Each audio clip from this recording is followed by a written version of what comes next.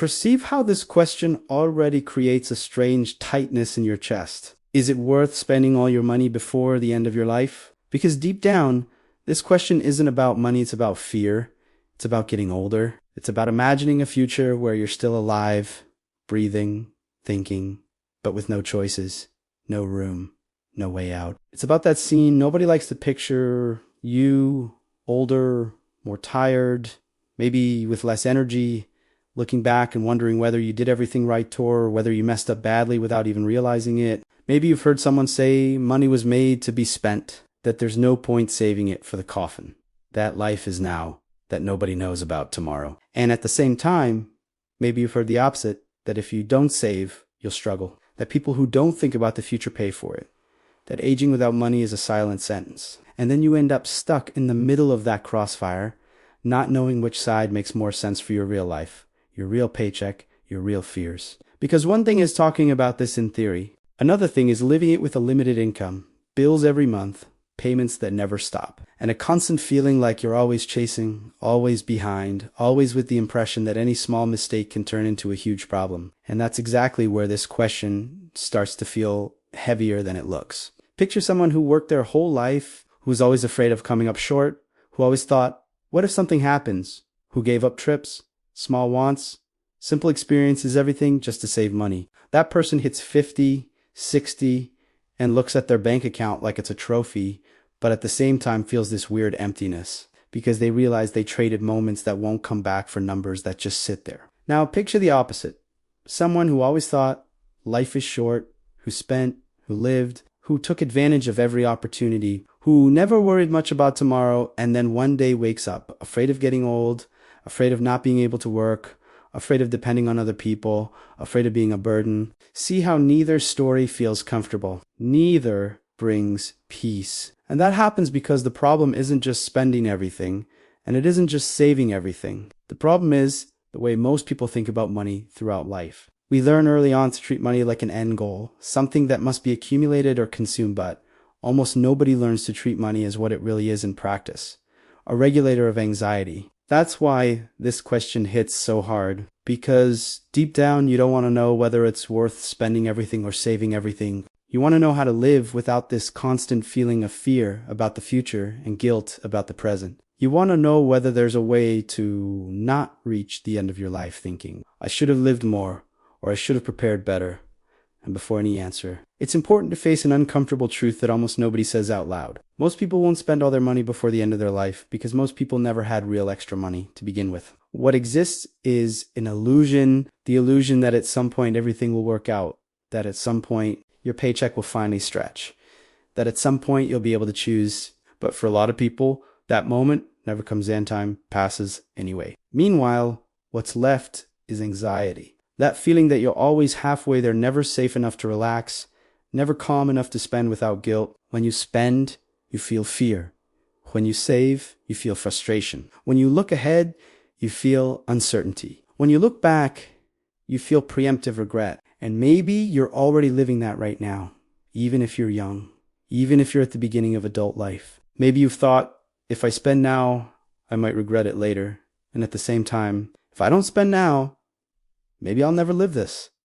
That constant tension eats away at you from the inside because it turns every simple decision into a dilemma that's way too heavy. The problem is that almost everyone answers this question by looking at extremes. Either they romanticize the idea of spending everything like it's the same as freedom, or they demonize spending and paint the future as a terrifying place that demands total sacrifice in the present. But real life doesn't work at those extremes. Real life happens in the middle, in that uncomfortable space where you have to pay bills, deal with surprises, and still try to feel like you're living and not just surviving. And this is where something comes in that almost nobody explains. The mistake isn't spending before the end of your life, and it isn't saving for the end of your life. The mistake is spending your entire life making financial decisions from fear. Fear of coming up short, fear of losing, fear of messing up, fear of regretting it. When fear is in charge, every choice feels wrong because it never brings relief.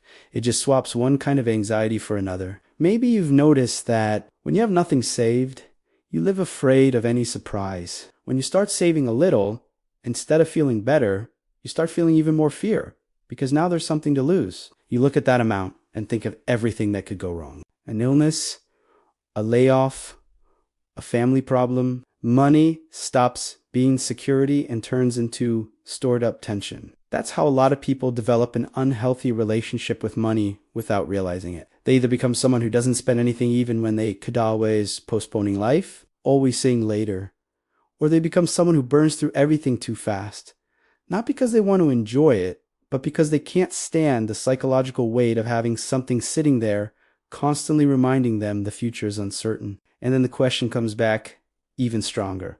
Is it worth spending all your money before the end of your life? Or is the real problem something else that nobody ever explained properly? Because think about it. What's really scary isn't dying without money, it's living without choice. It's reaching a point in life where any small problem becomes panic. It's depending on luck, on other people's help, or on a body that might not respond like you used to. And at the same time, what really hurts isn't dying with money left over. It's realizing you spent years postponing simple things, thinking you were being responsible when you were really just afraid. This conflict doesn't get resolved with canned phrases or generic advice. It gets resolved when you understand the real role money plays throughout life. Money isn't a scoreboard of success, and it isn't an automatic ticket to happiness. It's a tool to reduce unnecessary suffering, and that changes everything. If you see money as something that has to last until the last day of your life, you live afraid to spend. If you see money as something that has to be spent before the last day of your life, you live afraid of running out. In both cases, fear is in charge. And as long as fear is in charge,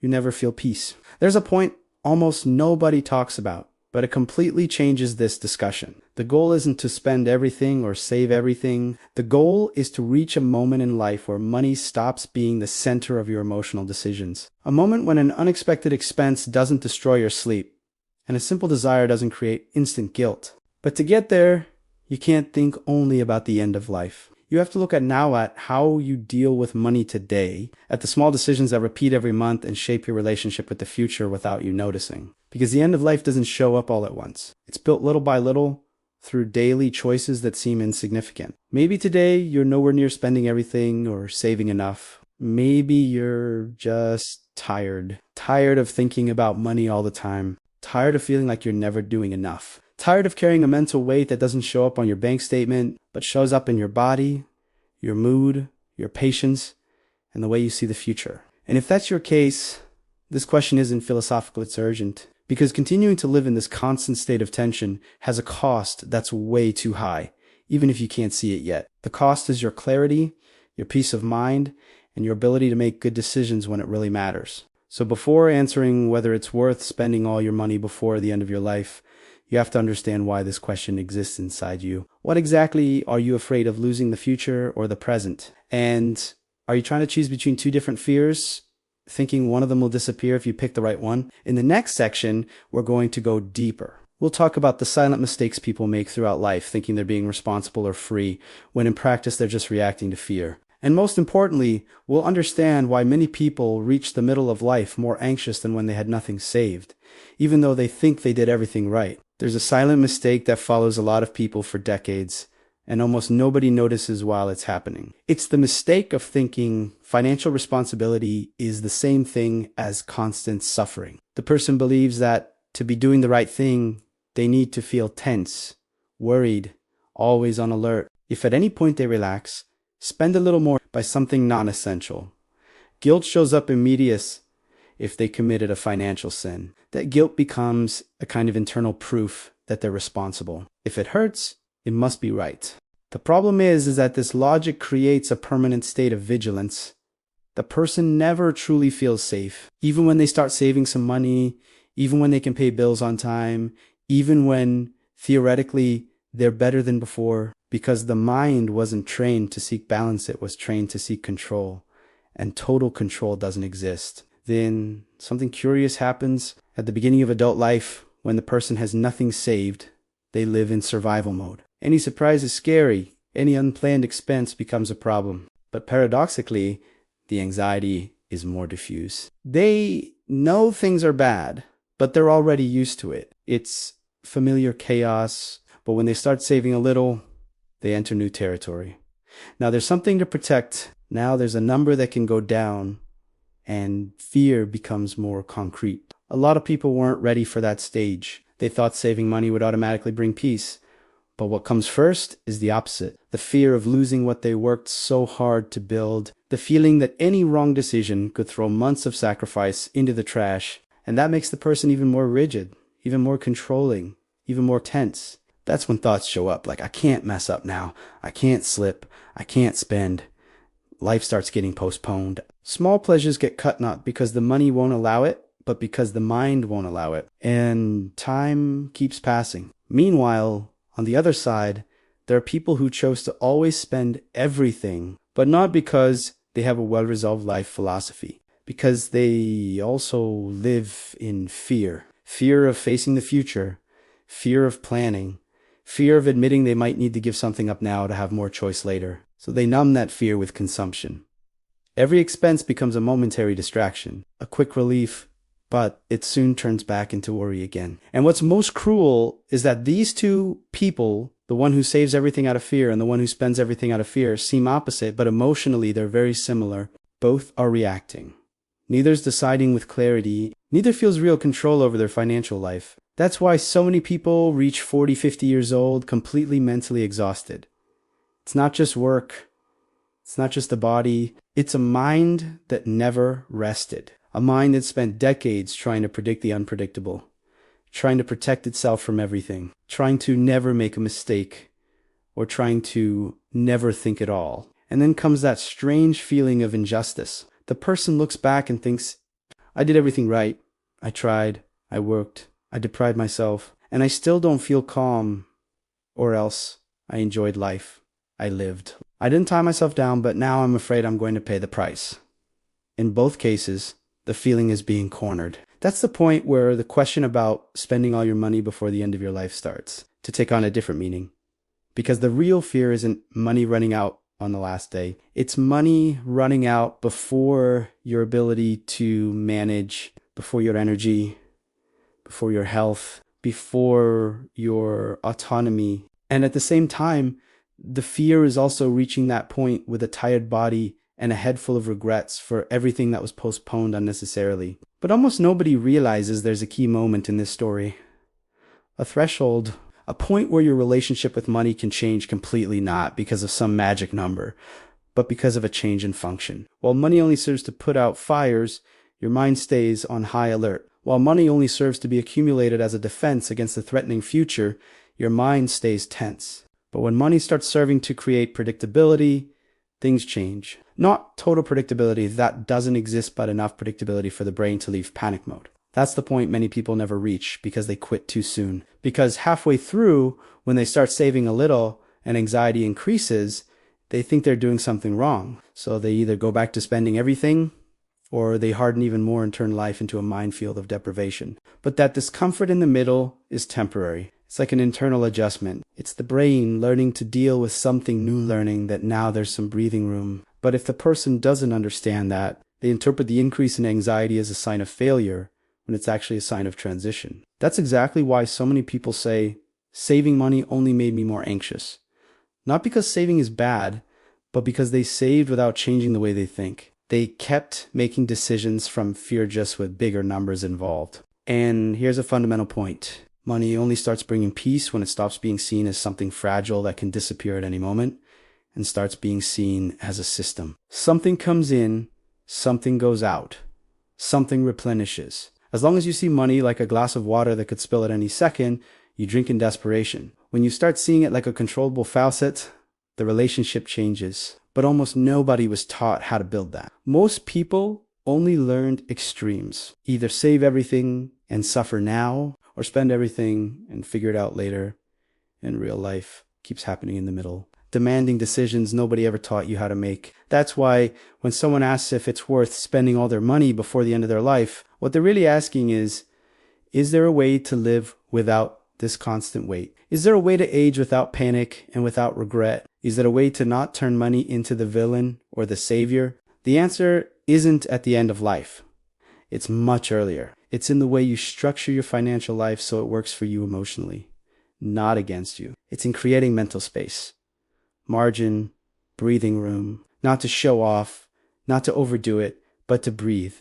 And that building doesn't happen all at once. It happens little by little through small, repeated choices that teach your brain that not every expense is a threat and not every dollar sitting still is a prison. That's what makes it possible to get closer to the end of life without needing to spend everything out of fear or save everything out of panic. In the next section, we're going to talk about exactly that, how small decisions that seem simple completely shape the kind of old age you'll have, not just financially, but mentally. We'll talk about why some people age lighter even without being rich, and why others age tense even with money. There's a huge difference between aging with little money and aging without margin. Little money is a number. Lack of margin is a mental state. And that difference explains why some people with a simple income can move through life with less anguish than people who earn well but always live on the edge emotionally.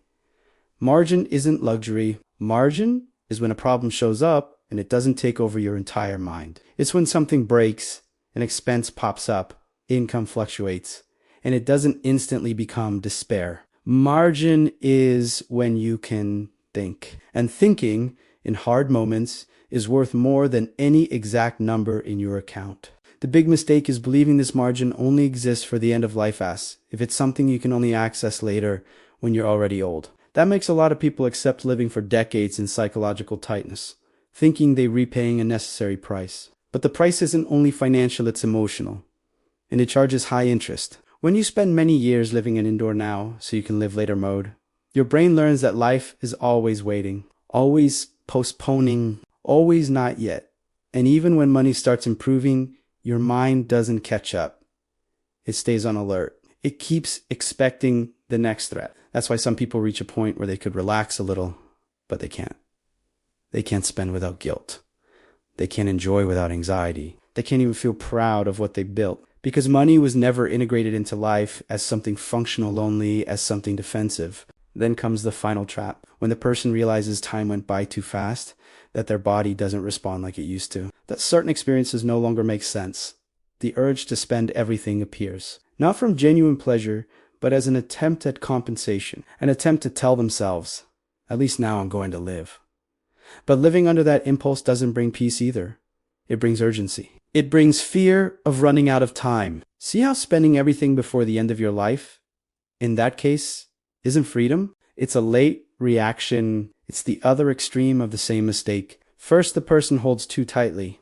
Then they let go to harden, and in neither moment do they feel balanced. What almost nobody tells you is that the best time to learn how to use money isn't when you have a lot extra. And it isn't when you have nothing. It's when you start having a little left over. That's when you learn to create simple rules that protect you from your self-rules that aren't rigid but clear. Rules that don't depend on daily willpower, but on structure. Because willpower gets tired. And when you get tired, you mess up. Structure doesn't get tired. It works even when you're tired, confused, or discouraged. And that completely changes your relationship with money over your lifetime. A healthy financial life isn't one where you never mess up. It's one where your mistakes don't destroy you. It's one where one bad expense doesn't turn into an emotional snowball. It's one where, there's a floor.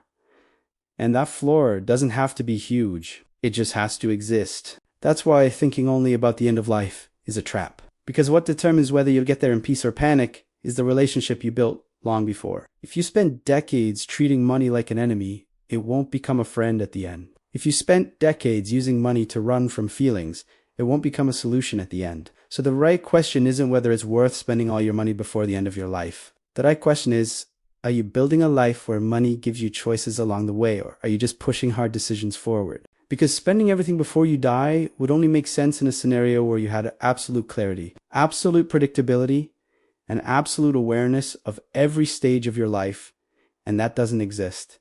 What exists is uncertainty. And that's exactly why margin matters more than extremes. When you understand that something changes, you stop thinking of money as a stockpile that must run out or last, and you start thinking of it as a flow that needs to be organized. You begin to realize it's not about how much you leave behind or how much you spend, but about how you live while all of that is happening. And living in this context isn't spending without thinking.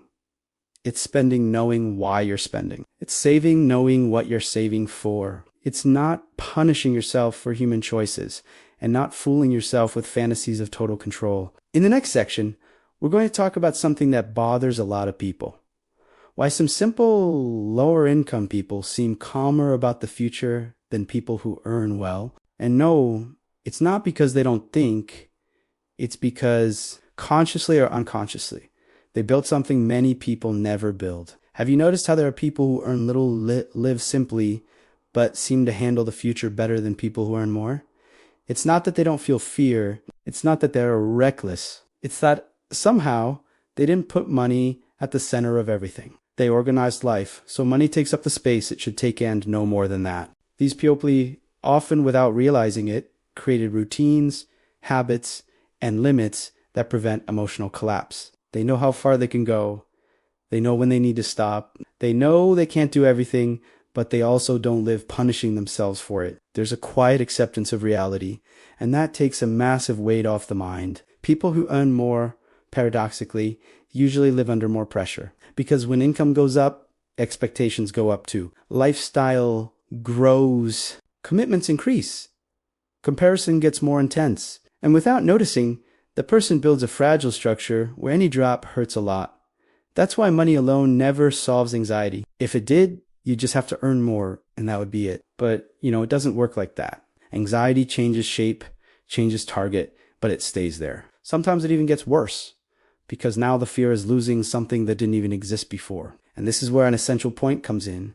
If you want to truly answer the question about spending everything before the end of your life, peace doesn't come from spending or saving. It comes from knowing you're not lying to yourself. From knowing your choices make sense within your reality, not within a pretty speech or an unfair comparison. When someone says money was made to be spent, it sounds freeing, but it can be cruel if it's used as an excuse to run from fear. When someone says you have to save for the future, it sounds responsible, but it can be just as cruel if it's used to justify a lifetime of postponing. In both cases, what's missing is emotional honesty. Honesty starts when you admit the future is scary, that getting older is scary, that depending on other people is scary, and that, at the same time, letting life pass by is scary too. As long as you keep pretending one of those fears doesn't exist, it keeps controlling your decisions behind the scenes. That's why people who seem lighter usually did one simple thing. They accepted limits early. They accepted they won't live everything. That they want to have everything, that they want to control everything. And from there, they started using money as a practical tool. Not as a promise of happiness or a shield against the world. They don't think about the end of life every day. They think about the month. They think about the next decision. They think about not creating bigger problems than necessary. And that, repeated over the years, builds a less tense Oleg event without large amounts saved. People who live obsessed with the end, with what if, with just in case, usually lose the present without gaining real security for the future. They live in a constant state of preparation for a threat that never shows up the way they imagine, but still consumes energy as if it were guaranteed. This is where many people get stuck, because accepting limits feels like defeat, like settling, like giving up. But in practice, accepting limits is what lets you choose better. It prevents you from living in comparison with scenarios that aren't yours. And that completely changes the answer to the original question. Spending all your money before the end of your life isn't a smart goal, but spending your whole life accumulating out of fear isn't either. What makes sense is building a life where money does its job without taking over your head. A life where you don't have to gamble everything on the present or sacrifice everything for the future. A life where, surprises will happen, but you also know you won't fall apart because of them. A life where aging isn't seen as an absolute threat, but as a phase that requires adaptation, not panic. In the next section, we're going to talk about something very concrete, how small repeated choices create that emotional margin over time, even with little money. No formulas, no promises, just simple adjustments that change how you move through financial life. When we say small repeated choices create emotional margin, a lot of people picture something complicated, like you need to earn more, invest better, or become a different person. But in practice, those choices almost never have anything to do with big numbers. They have to do with simple decisions that avoid unnecessary mental wear and tear. The first of those decisions is to stop using money to solve emotions that aren't financial. A lot of people spend because they're tired, frustrated, bored, or feeling treated unfairly by life. And that doesn't only happen to people who earn less. It happens at every level. The problem isn't spending once in a while to feel better. The problem is turning that into a pattern. Because when money becomes an emotional anesthetic, it's never enough. the relief fades fast and the anxiety comes back bigger. At the same time, some people use saving as an anesthetic. They save to feel in control. They save to feel responsible. They save so they don't have to face fear about the future. But that wears you down too, because the person never feels like it's enough. They could always save more, always spend less, and life gets narrower and narrower. Creating emotional margins starts when you identify those patterns and gradually interrupt them. Not with radical changes, but with awareness. When you realize you don't have to solve a bad day with an immediate purchase. When you realize you don't have to turn every pleasure into guilt. When you realize saving doesn't have to hurt so much to work. Another simple but powerful choice is separating your monthly money into clear functions, even if there are only a few. Not to control every penny, but to avoid mental confusion. Confusion creates anxiety. Anxiety creates bad decisions. When everything is mixed together, every expense feels wrong and every surprise feels bigger than it is. When you know one portion is for living now, another is for surprises, and another is for the future even. If those portions are small, something shifts internally. You stop negotiating with yourself all the time. And that constant negotiation is one of the biggest thieves of mental energy. That's how margin starts to be born, not as a huge financial cushion, but as a quiet relief in your head. Okay, this is handled. This can happen and I won't collapse. And that's worth more than any perfect spreadsheet. Over time, those small decisions create something very important: emotional predictability. You start trusting yourself more. Not because you never mess up, but because you know one mistake won't destroy you. And that trust completely changes how you see the future. That's when getting older starts to feel less scary. Not because everything is guaranteed, but because you're not betting everything on a single scenario. You're not living as if the future is an invisible enemy ready to attack. And you're not living as if the present is your last chance to be happy. Little by little, money stops being the main character in your life and becomes a supporting one. It's there, important, necessary, but it no longer controls every emotion. And when that happens, the question about spending everything before the end of life loses its power. Because you realize you don't have to choose between living now and protecting yourself later. You can do both within your limits. But that requires something many people avoid: patience with the process. Not patience in the sense of giving up, but patience to let your relationship with money mature. Just like nobody becomes emotionally adult overnight, nobody builds financial calm all at once. It's a slow learning process, full of adjustments, and here's a hard truth to swallow. Some choices that bring peace in the long run don't give you any immediate feeling of victory. They don't give status.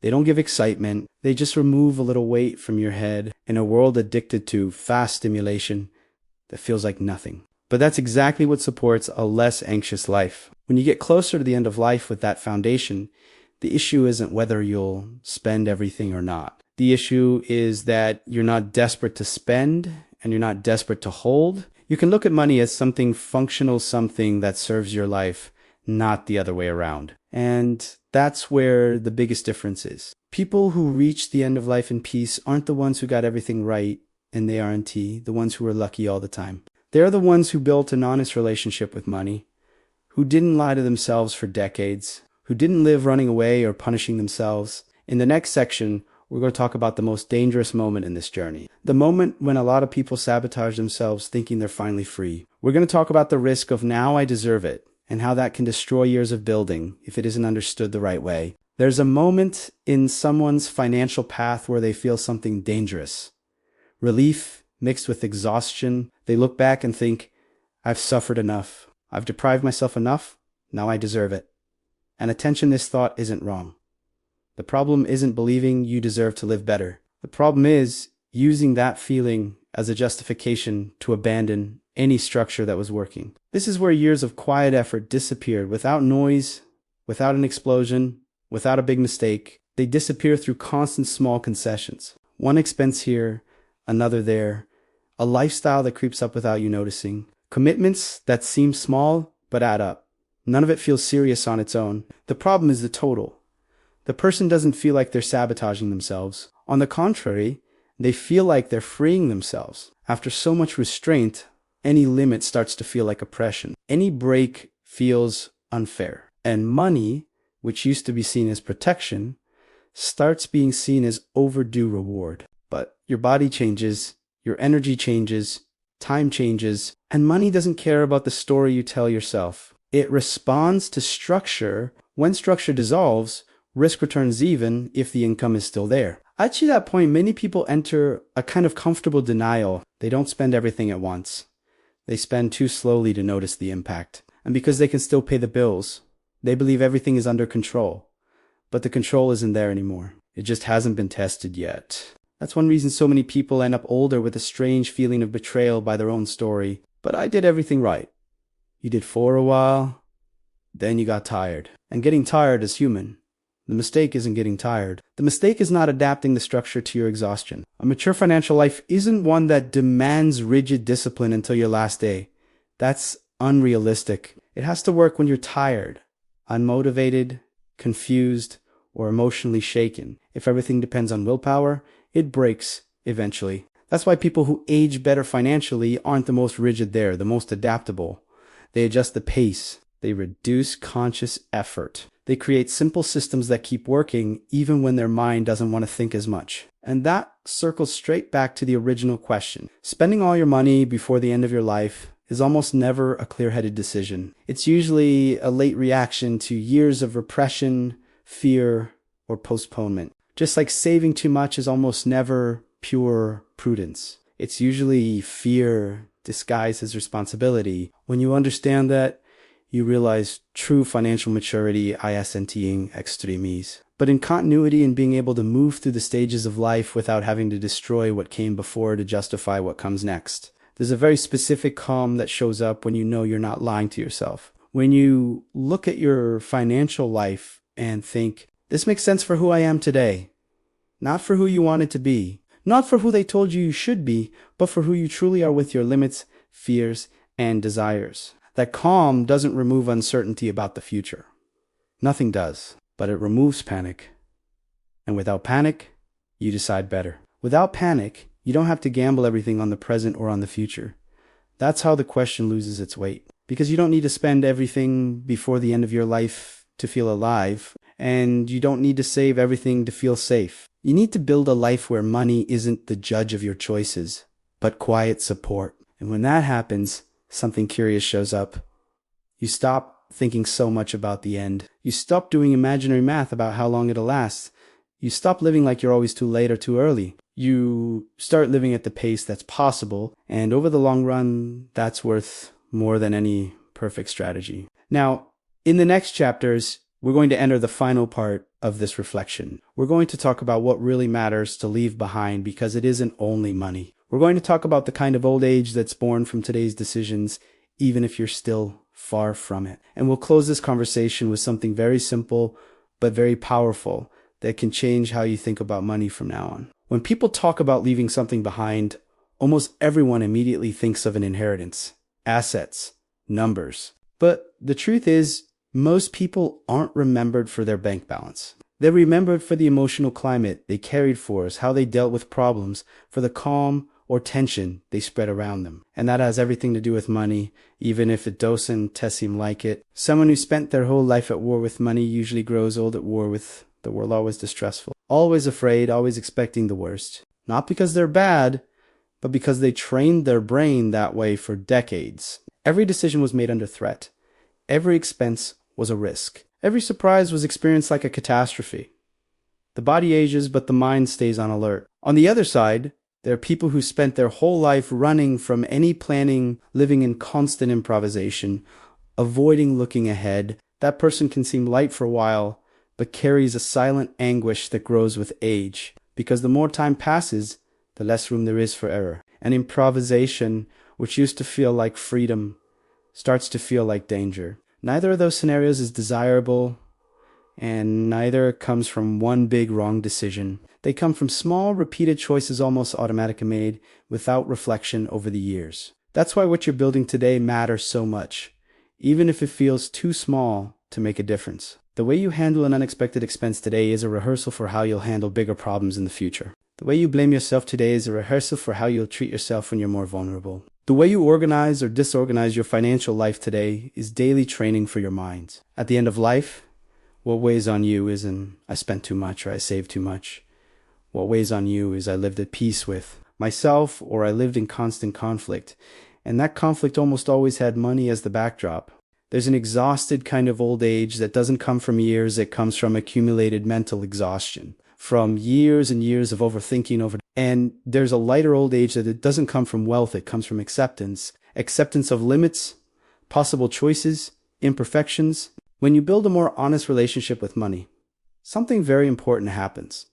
You stop projecting your salvation into the future. You stop believing everything will be solved when you earn more, when you pay everything off, when there's extra, when you retire and you start living a little more organized now. That doesn't mean giving up on dreams. It means stopping using dreams to escape the present. It means stopping treating today like an endless sacrifice in the name of an ideal tomorrow that might never arrive the way you imagine. And that's where the original question transforms for good. Spending all your money before the end of your life isn't worth it if it's done out of fear, urgency, or accumulated regret. Saving money until the end of your life also isn't worth it if it costs your mental health, your joy, and your ability to live the present. What's worth it is moving through life with margin to mess up, margin to breathe, margin to adapt, margin to age without panic.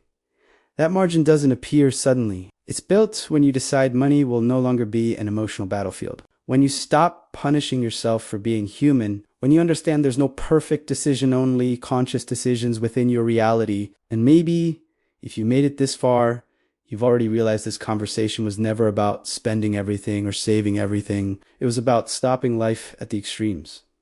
Stopping reacting, stopping living in shock mode. In the next and last section, we're going to tie it all together in a very simple way. I'll show you a practical question that, if you start asking yourself often, completely changes your relationship with money over time. It's not a formula. It's not a rigid rule. It's a mental filter, and it prevents many of the mistakes we talked about here. So let's close this conversation the right way now. Pretty phrases, no empty promises, no magic solution, because everything we've talked about only matters if it turns into something simple enough to fit into your real life. There's a question almost nobody asks, but it completely changes your relationship with money once you start using it regularly. It isn't a question about numbers or the end of life or how much to save or spend. It's a question about emotional impact. The question is, does this financial decision reduce or increase my mental load over the next few months?